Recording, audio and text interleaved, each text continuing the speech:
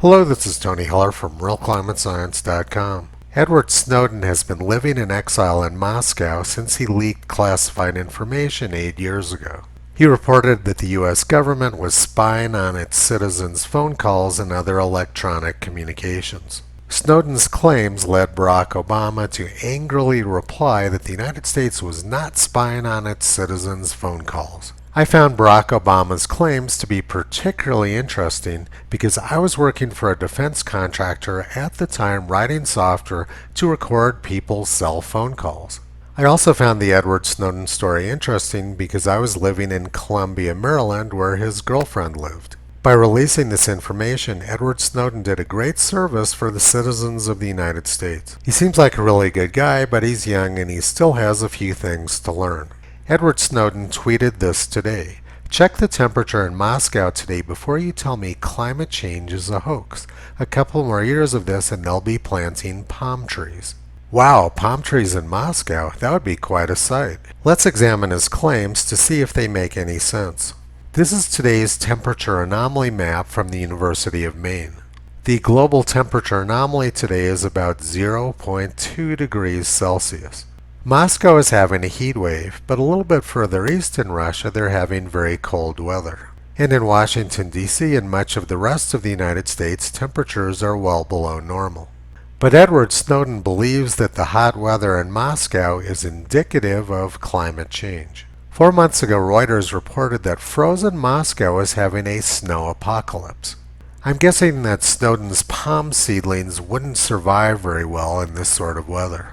During the summer of 2010, Moscow had a very bad heat wave with 26 days above 90 degrees Fahrenheit or 32 degrees Celsius. Experts declared the hot weather of 2010 to be the new normal, but it never happened again. And Kevin Trenberth from the National Center for Atmospheric Research in Boulder, Colorado, said that the heat wave in Russia was proof of global warming. Experts said that the Russian heat wave would only happen once every 100,000 years without global warming. That heat wave was in 2010, and then 2 years later Russia had their coldest ever December. Temperatures were minus 24 degrees Celsius or minus 11 degrees Fahrenheit, which isn't good for palm trees. In 1972, during the Ice Age scare, parched Moscow was suffering a heat wave. But people were more interested in the chess match between Bobby Fischer and Boris Spassky. In May of 1963, Moscow was having a terrible heat wave and they had to shut down the schools a week early. In 1948, Moscow was also having a very bad heat wave. In 1942, the battle for Stalingrad went on during an intense heat wave. The summer of 1901 brought very bad heat waves to both sides of the Atlantic Ocean, and on July 21, 1901, St. Petersburg reached 117 degrees Fahrenheit.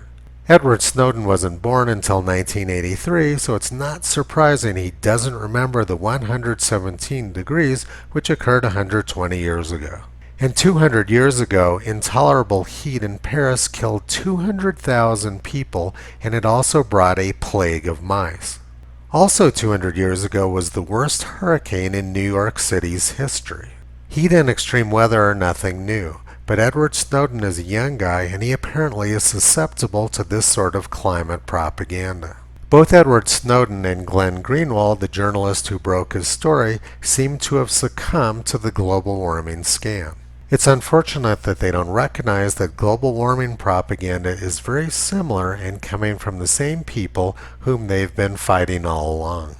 I've been working on Twitter for years educating Glenn Greenwald about global warming propaganda, and now I'm starting to work on Edward Snowden too. As awful as Twitter is, it gives me a platform where I can reach out to these people directly.